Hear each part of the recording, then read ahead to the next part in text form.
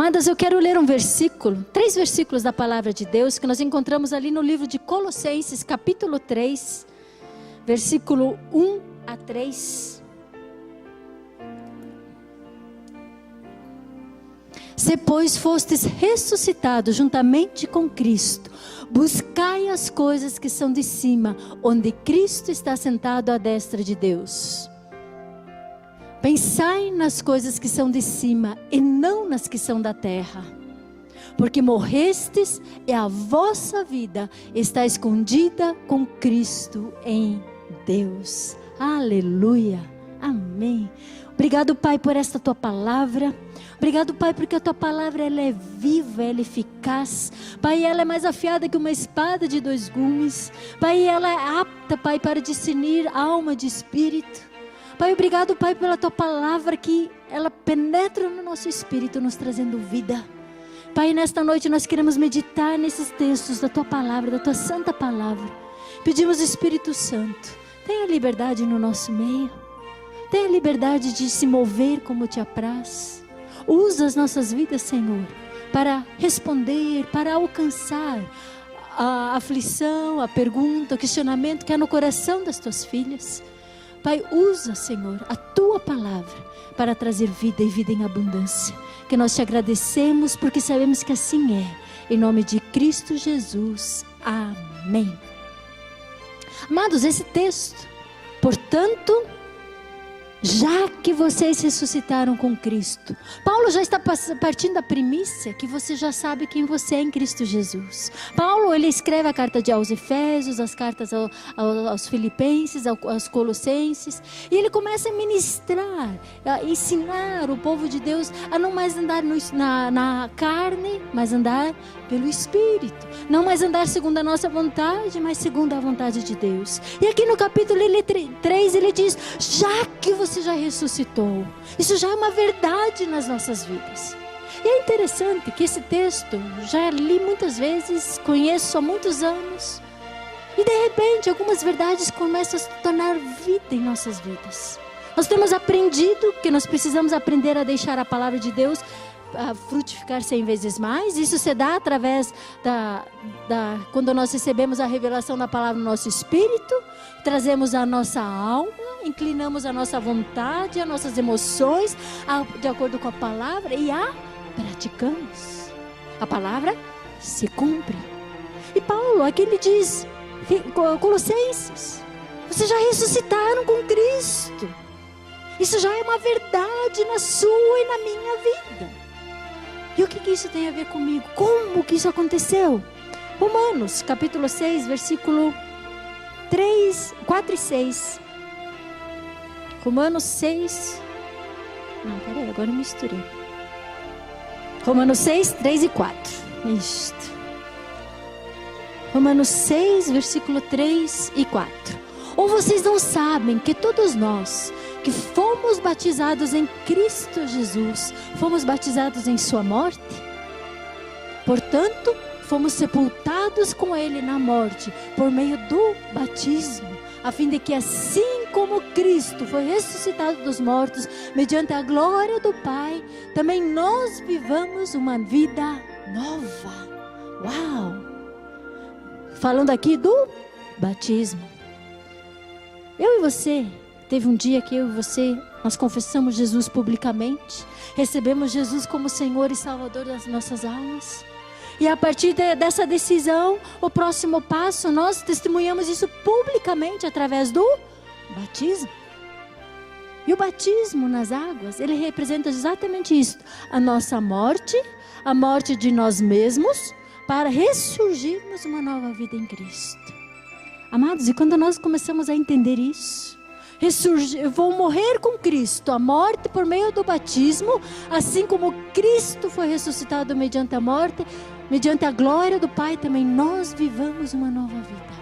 Eu e você fomos sepultados quando nós mergulhamos na água. Ali nós estamos dizendo não à nossa vontade, às nossas emoções, nós estamos dizendo não à nossa carne e estamos publicamente ressuscitando em Cristo Jesus. Só que quando eu e você ressuscitamos em Cristo Jesus, muitas vezes nós pensamos, ok, já tenho o símbolo, já tenho a marca na minha vida, no meu vida espiritual, onde eu vou, o diabo sabe que eu já fui batizada, sabe que eu tenho o Espírito Santo, mas é muito mais que isso, amadas. Quando eu e você morremos para nós mesmos, quando nós morremos com Cristo ali no batismo, a Bíblia diz que nós ressuscitamos juntamente com Cristo. Quando nós ressuscitamos com Cristo, nós ressuscitamos na natureza de Cristo. E aí nós podemos dizer o que Paulo diz: não sou eu mais quem vivo, mas é Cristo que vive em mim. Uau! Então não é mais a verinha carne, a verinha alma. Não. É Cristo em mim. Paulo está partindo do princípio que você já sabe quem você é. Você já foi batizado. Você morreu com Cristo. E aí nós experimentamos uma nova vida. Filipenses também fala sobre isso. Efésios 2, 4, 6. Não Filipenses. Efésios 2, 4, 6.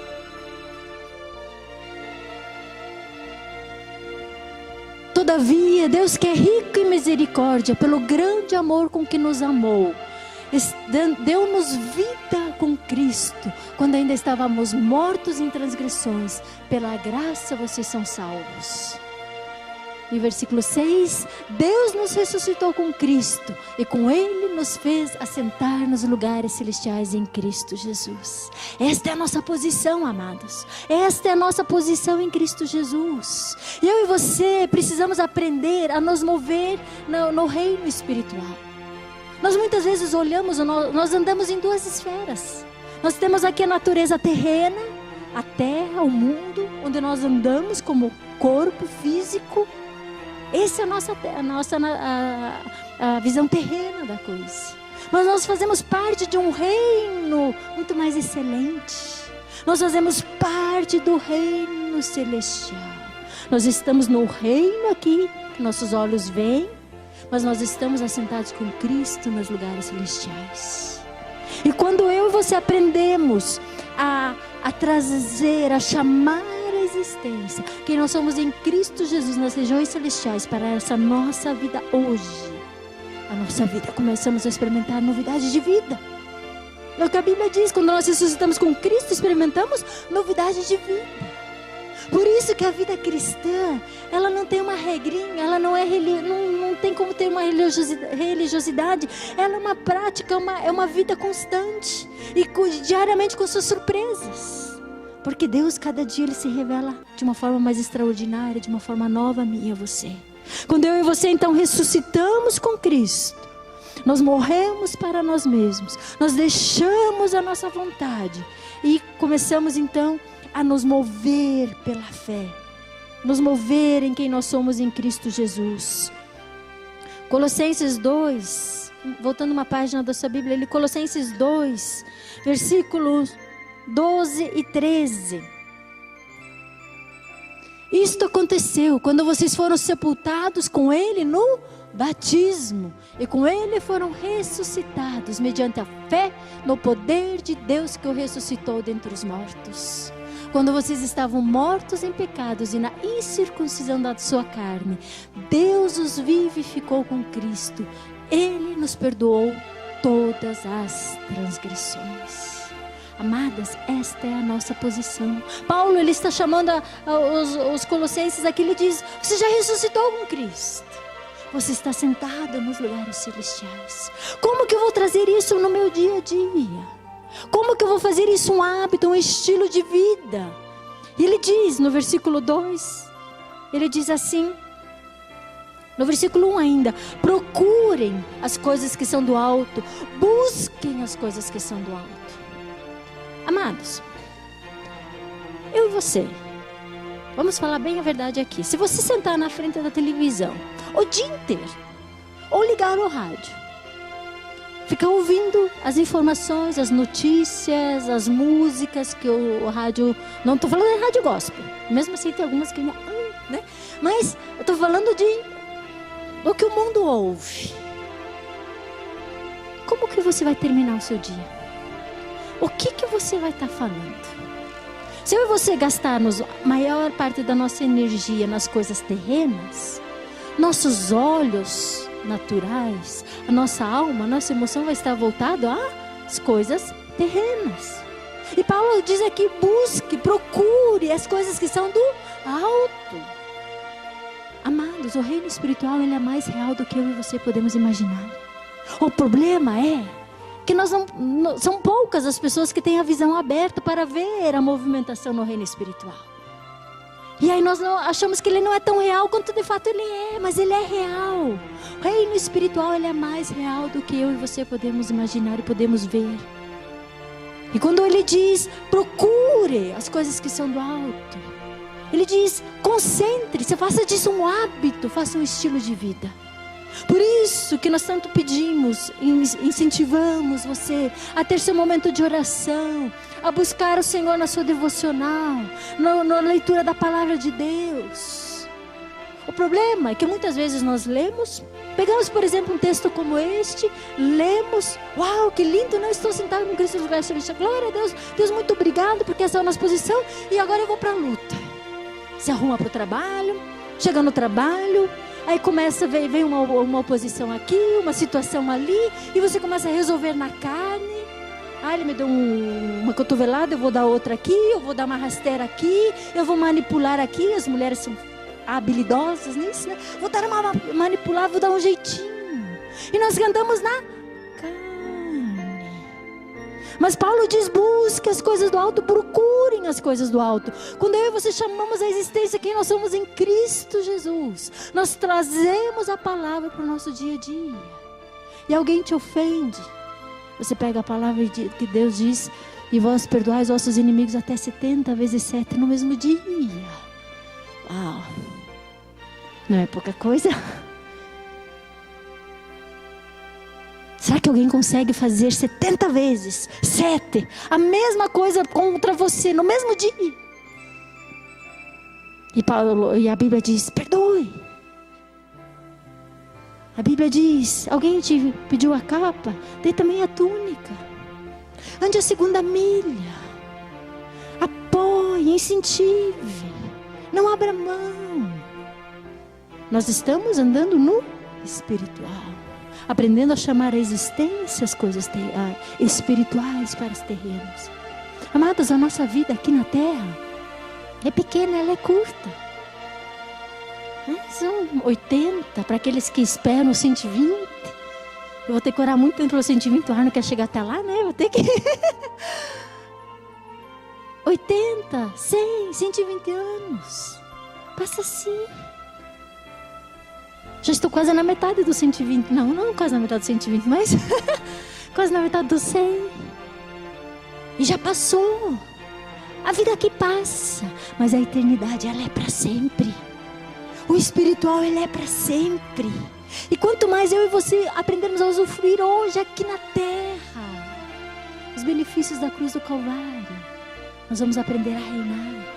Quando Deus salvou o homem, quando Deus deu Jesus para nos salvar, Ele não nos deu Jesus apenas para nos salvar a nossa alma, para colocar o nosso nome ali no livro da vida. Não!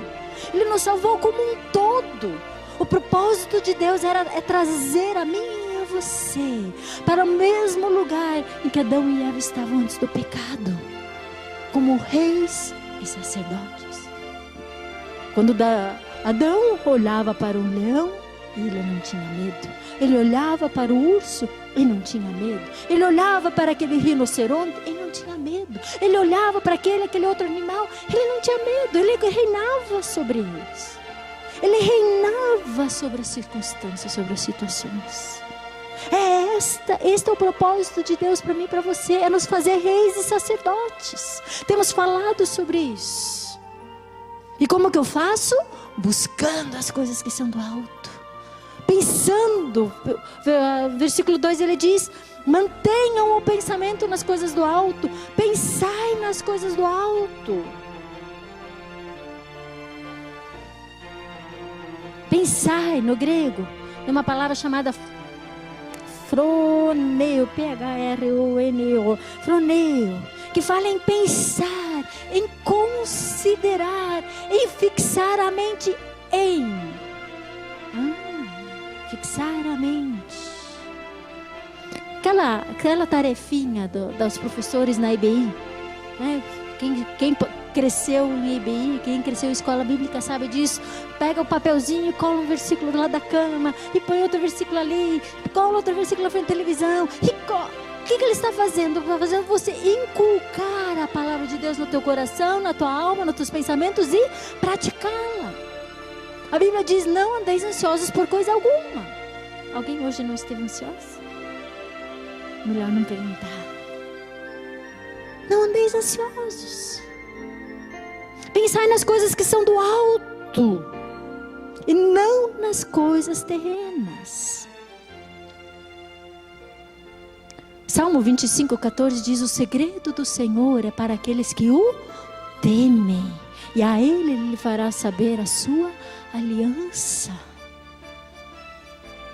Amadas, quando eu e você aprendermos a trazer para a nossa vida os nossos pensamentos cativos, a palavra de Deus, nossa vida muda. Eu e você já estamos ressuscitados com Cristo, nós já estamos assentados aqui. Como que eu vou fazer isso então? Verinha, é fácil? Não, não é tão fácil assim. Eu pego os discípulos ali naquela situação, eles estavam atravessando o mar, e Jesus, todo tranquilo, ele deita ali naquele barquinho, dorme, aquele sono gostoso.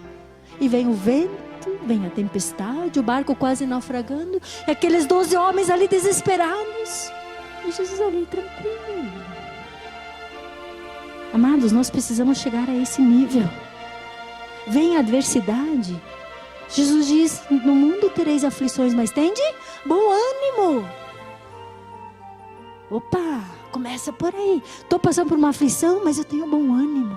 Assim como nós cantamos aqui, Ele venceu e nós venceremos. Nós já estamos no time vencedor. Jesus jamais perdeu uma batalha. Você não precisa sequer ter medo que você vai perder a batalha, porque Jesus não perdeu. Jesus não perdeu nenhuma batalha. Em todas Ele foi mais que vencedor. Como que eu faço isso então?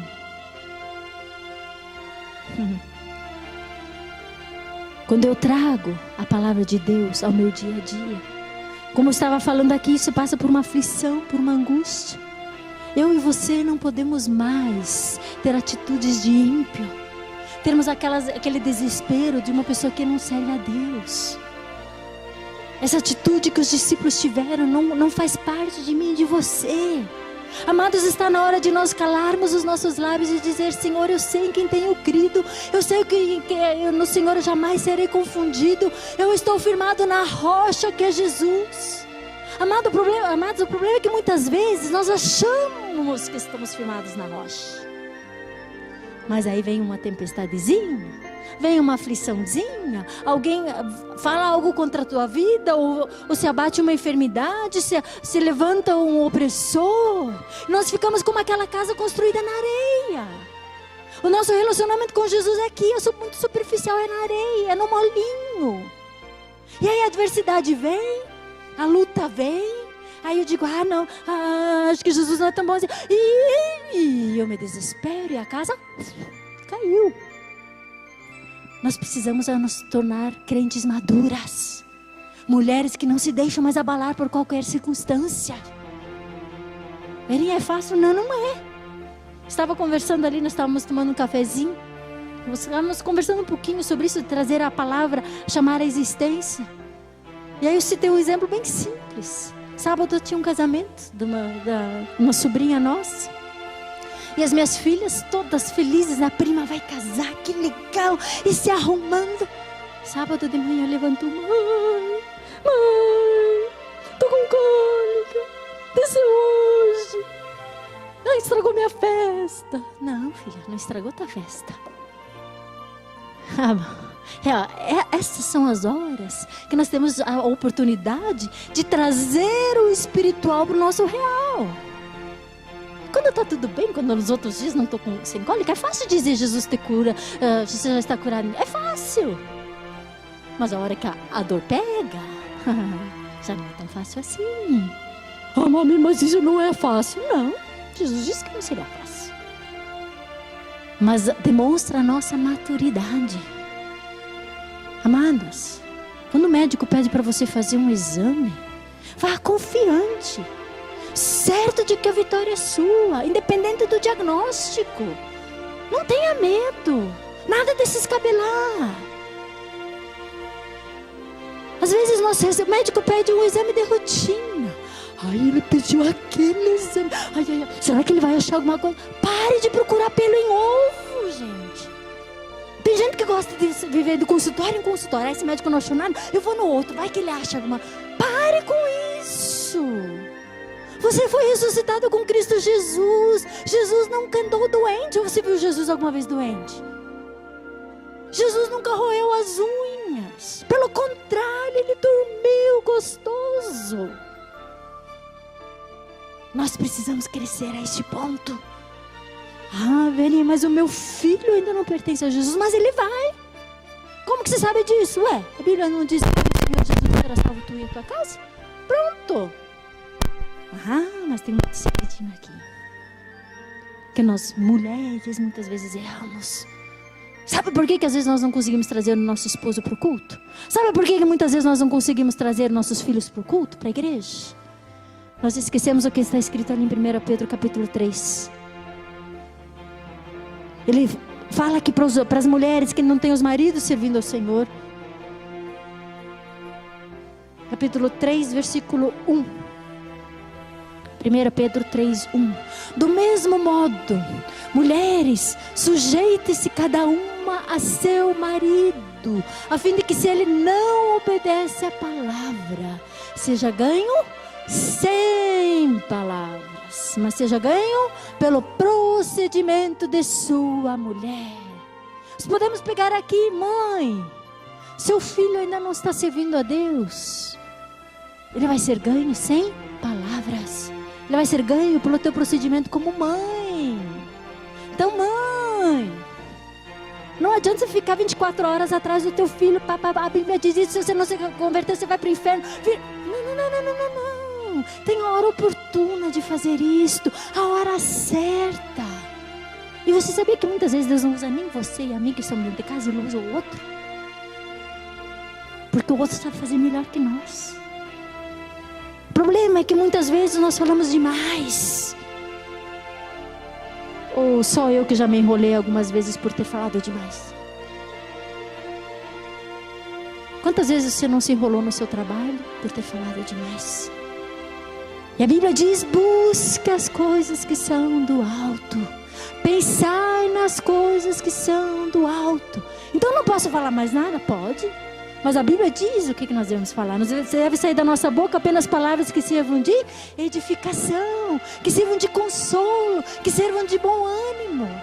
Mas nenhuma palavra tola deve sair dos nossos lábios. Então, se eu não tenho nada bom para dizer, é melhor ficar quieta. Só que às vezes a nossa alma já está gritando lá dentro e nós não conseguimos segurar o tal do dedinho e nem fechar a nossa boquinha. Nós precisamos amadurecer, deixar as coisas de menino. A Bíblia diz que o menino, enquanto ainda é mesmo sendo herdeiro, enquanto o menino, ele tem tutor, ele não recebe a herança. Você quer receber a herança que Jesus conquistou para você? Você cresça, amadureça, torne-se rei, sacerdote. Precisamos mudar a nossa mente, mudar a nossa maneira de viver.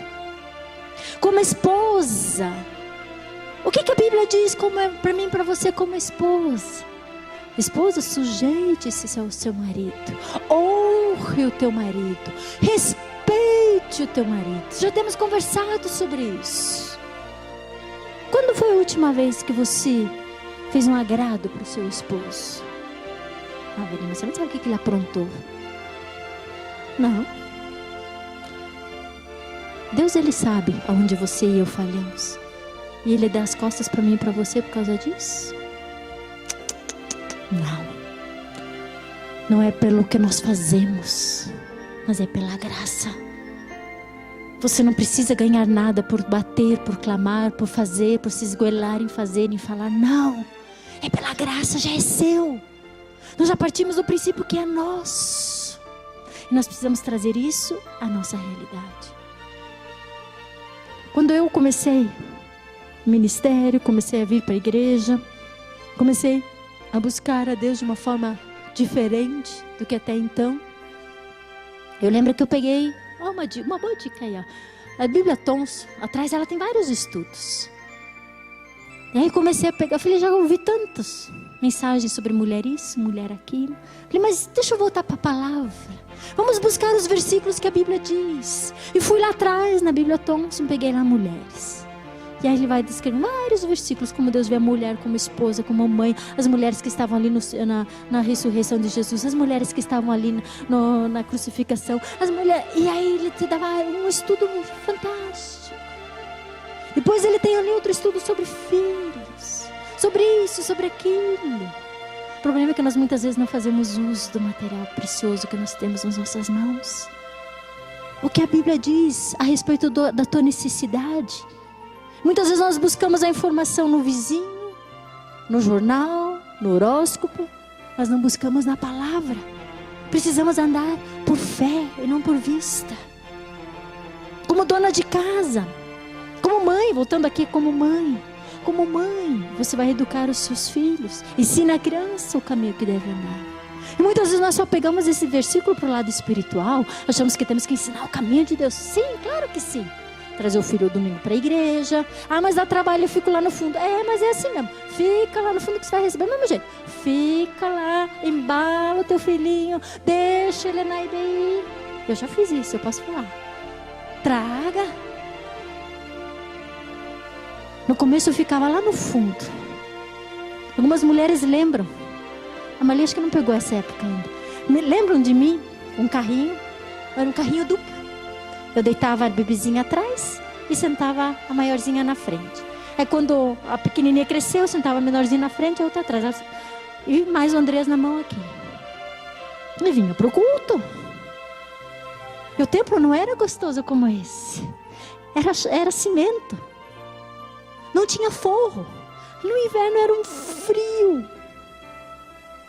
Mas estava lá. Com as duas, com os três. Foi fácil cada domingo? Não. Claro que tinha alguns domingos que a vontade era ficar em casa. Era mais fácil, mais cômodo para mim como mãe. Mas domingo após domingo eu estava lá. Só que no começo eu ficava lá no fundo. Aí chegou um dia que disseram, Verinha, o teu lugar é aqui na frente, junto com o teu esposo. Eu olhei para os três pequenininhos. Com os três pequenininhos. Vamos lá. Vamos lá. Se você pegar ali as mensagens de lá de trás, você vai ver que os tuscalinhos estão lá. As cabecinhas. E sabe quando que eu deixei eles sentarem? Porque eles participavam do louvor conosco. Ainda naquela época não tinha o cultinho infantil. Eles vinham no louvor conosco. Ficavam até a hora depois dos dízimos e ofertas, que quando as crianças eram chamadas à frente, recebiam oração e iam para a IBI. Então eles ficavam aqui comigo. E tinha que mandar ficar quieta. E tinha que mandar ficar sentado. E elas aprenderam. Alguém tem trauma? Não. Ninguém tem trauma. O problema é que muitas vezes como mães, nós somos tão atarefadas. Aprendam vocês que ainda vão ser mães. Nós às vezes nos atarefamos com tanta coisa. E quando chega um filho e você precisa dizer não, você não tem coragem de dizer não. Com medo de traumatizá-lo. Mas o não é limite para o seu filho. Porque nós temos visto essas violências, esses adolescentes sem limites. É porque os pais não souberam dizer não. Principalmente a mãe. Porque a maior responsabilidade é tua. Aprenda a dizer não. Ele vai ficar tristinho no dia. Alguns anos atrás eu assisti um filme, lembrei agora, de uma adolescente que os pais viajaram e o tio ficou lá, alguma coisa assim. E a menina queria namorar um rapaz que não era permitido. E a tia que ficou, quando percebeu que a jovenzinha, a adolescente tinha fugido de casa, ela não teve dúvida, entrou no carro, foi atrás, puxou ela da casa do namorado e trouxe para casa. E aí perguntaram para ela, mas você não tem medo que ela fique brava com você? E eu gostei da resposta daquela mulher, num filme ímpio. Ela disse, não, ela vai ficar brava comigo por uma noite, mas vai agradecer a vida toda pelo que eu fiz hoje com ela. E nós não pensamos no futuro, nós só pensamos no agora. Achamos, todas as mães deixam. Eles vêm com esse papo. Isso é mentira. Aí você começa a perguntar, mas fulano vai também? Não, o pai dela não deixou. E fulano, também não vai. Viu? Então não é todo mundo. Aprenda a dizer não. Aprenda a educar os teus filhos como reis e sacerdotes, como príncipes de Deus. Aprenda a ensiná-los a se comportarem na mesa. Como segurar um talher, comer direito, esperar o outro. Etiqueta, modos. Mãe, ensine, eduque. Coloque limites, coloque horários. Nossos filhos têm horário para chegar em casa. E ai, se eles atrasam. Vocês nunca viram um Arno bravo, né? Mas ele fica. E eles já sabem disso, eles não chegam atrasados. Vocês podem chegar em casa, todo mundo está lá ainda. E eu tenho que vir para casa, né? Porque olha o horário, olha que mico. Que mico nada. O rapaz que realmente quer um casamento sério, ele está olhando para você. Não é mico, não. Mãe, coloque limites. Senão eles vão sofrer lá fora. Como esposa, honre o teu marido. Como dona de casa, assuma a responsabilidade da tua casa. Chame para você. Ah, mas eu trabalho fora, o marido também trabalha, ele que pode fazer. Não. É tua responsabilidade. Por que você foi trabalhar fora? Assuma. E Deus nos faz muito habilidosos, nós damos um jeito. O problema é que nós muitas vezes não nos organizamos. Corremos no mercado todo dia, perdemos horas com isso. Puxa, chama a existência. A Bíblia diz lá em Tito: boas donas de casa, amar marido e filhos e serem boas donas de casas, ocupadas com sua casa. O do controle da sua casa não passa para a responsabilidade do seu esposo, é sua. Deus vai cobrar de você. Ah, mas eu não posso fazer, eu tenho alguém que faça. Mas você sabe o que ela está fazendo? Ou ela está fazendo o que bem interessa a ela? A pessoa que está te ajudando. Ou você tem regras, você tem limites. Você sabe o que teus filhos estão comendo? Você sabe como está a roupa, está em ordem no armário? Ou a louça está lá esperando ainda desde domingo para ser lavada? Ou você tem colocado aquela toalha a semana toda lá? Está lá o molho de domingo, da macarronada. Está lá o queijinho da pizza. O que mais? O farelo de pão.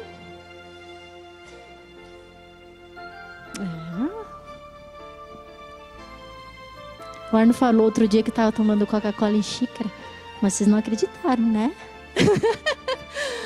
Ai. E quando ele soube que prontamente eu recebi a informação, ele... Oh, você já sabe? Ele já estou sabendo. Primeiro eu não sabia que tinha coca em casa, porque é raro ter. Você sabe como é que está a tua casa? Claro que tem dias que você vai estar mais atarefado, é capaz que falte um copo, claro.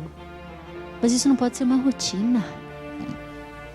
Isso não pode ser uma rotina. Como mulher, como você tem se comportado como uma filha de Deus? O que a palavra diz? Fala a meu respeito, a seu respeito. As mulheres, elas são formosas à vista. Amada, você é formosa. As pessoas olham para você, Deus olha para mim, para você, Ele nos vê formosas. Você está lá, em Gênesis 24, 16, quando vão procurar a noiva para Isaac, a moça era formosa à vista.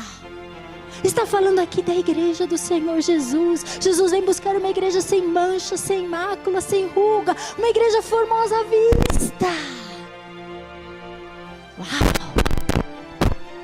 Você se tem no espelho, formosa à vista. Se não, comece a dizer ao Senhor, sou formosa. Comece a trocar o semblante triste por alegria do Senhor é minha força. Mude o seu semblante. Chama a existência a palavra de Deus. A palavra de Deus diz que a igreja ela é generosa. A mulher ela é generosa. Ela é carinhosa. Ela é feminina. Ou você tem andado com uma mulher macho que sai aquele jeitão lá, não sei nem fazer. Você é feminina. Você é amada do Pai. Você está assentada com Cristo nos lugares celestiais em Cristo Jesus. Eu e você precisamos aprender a cada situação. Senhor, o que a tua palavra diz? Eu já contei para vocês como eu enfrento cada situação. Ah, Vênia, você não passa por problema, será? Atrás de cada pessoa tem uma história. Cada um tem suas lutas. Mas o dia que eu entendi que a Bíblia, Jesus foi muito autêntico, ele diz: no mundo tereis aflições, mas tem de bom ânimo.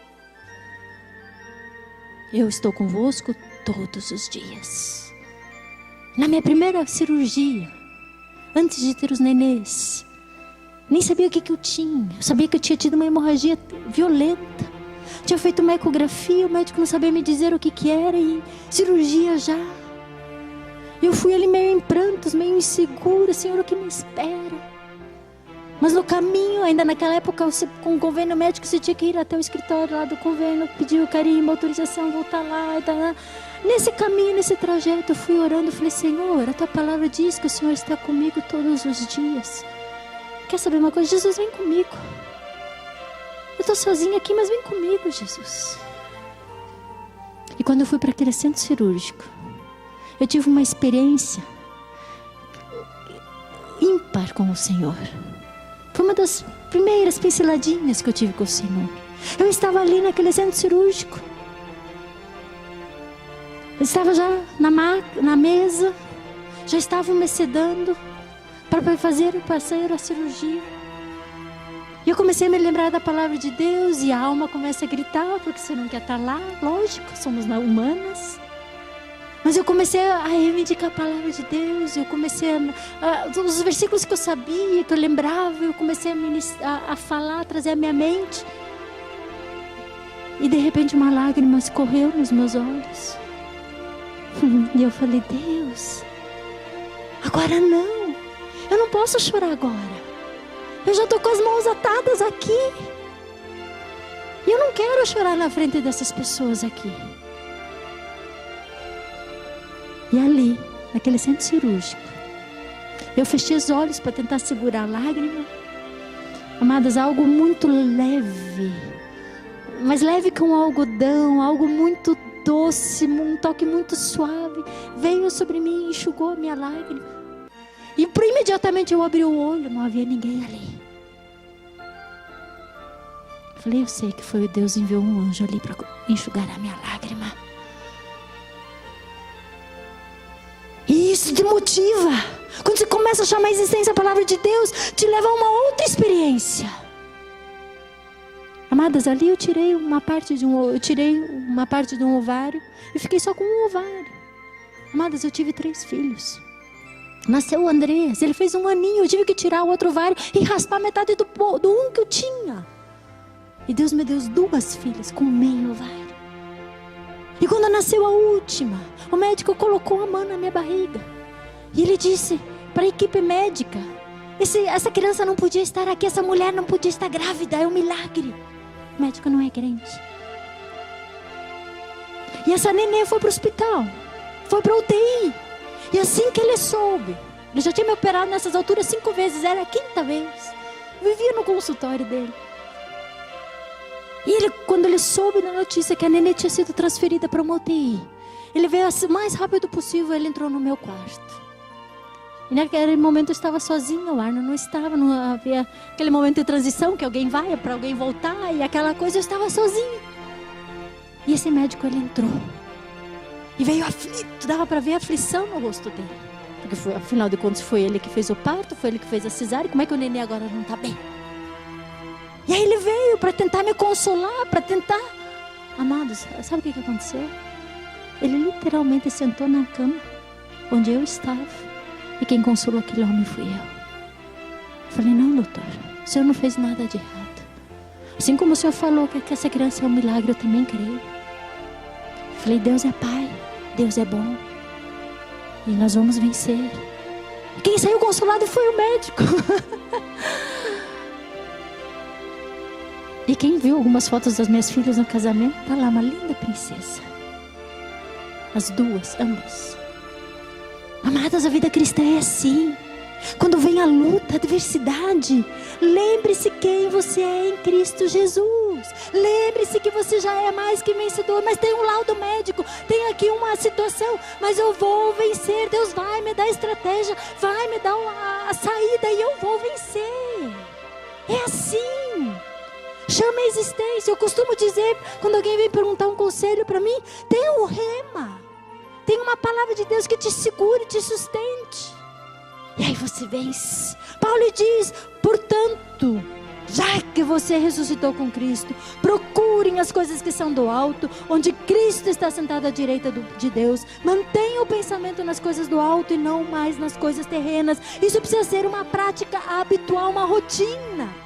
Pessoas extraordinárias fazem coisas, têm uma rotina. Por que elas se tornam extraordinárias? Porque elas têm uma rotina, fazem isso diariamente. O que uma pessoa ordinária, uma pessoa comum faz ocasionalmente. E eu e você não somos ordinários como todos, nós somos extraordinários. Nós servimos um Deus vivo, uma palavra viva. E nós precisamos trazê-la à existência. E chamamos a existência em cada situação, em cada momento. Domingo orei com uma irmã por uma enfermidade. A enfermidade não é sua, a vitória é sua. Creia, tome posse. Esterilidade não é sua. Chama a existência a palavra de Deus. Como é que eu faço isso? Quando aqueles anos que eu estava buscando os filhos, Senhor, a tua palavra diz que não haverá mulher estéril no meio do seu povo. Pai, a tua palavra diz, eu faço parte do teu povo, não haverá mulher estéril no meio do teu povo. Tua palavra diz que a mulher estéril será alegre, mãe de filhos. Era assim. Eu pegava ali Deuteronômio 28, bendito o fruto do teu celeiro, bendito o fruto do teu ventre, e você está por cabeça e não por cauda. Chama a existência. Amém? E vamos ser diferentes, andarmos no quem nós somos em Cristo Jesus hoje, amanhã, a cada dia. Não deixe mais a ansiedade tomar conta da sua alma. Pare, respire fundo, diga não. Diabo, sai com a tua mentira. Eu sei em quem tenho crido, eu sei que o meu Redentor vive, e aquele que crê no Senhor jamais será confundido. Chama a existência a palavra, mesmo que você tenha que policiar você mesmo. É assim que começa. Mude sua atitude, mude a sua maneira de encarar a vida, e você experimentará milagres extraordinários. Amém? Eu quero orar com você. Vamos nos colocar em pé. Pai Celestial, muito obrigado, Pai, porque nós em Cristo Jesus, nós estamos assentados em lugares celestiais. Obrigado, Pai, porque em Cristo Jesus, nós morremos a morte. E nós estamos escondidos, ocultos em Cristo. Pai, já não é mais a nossa vida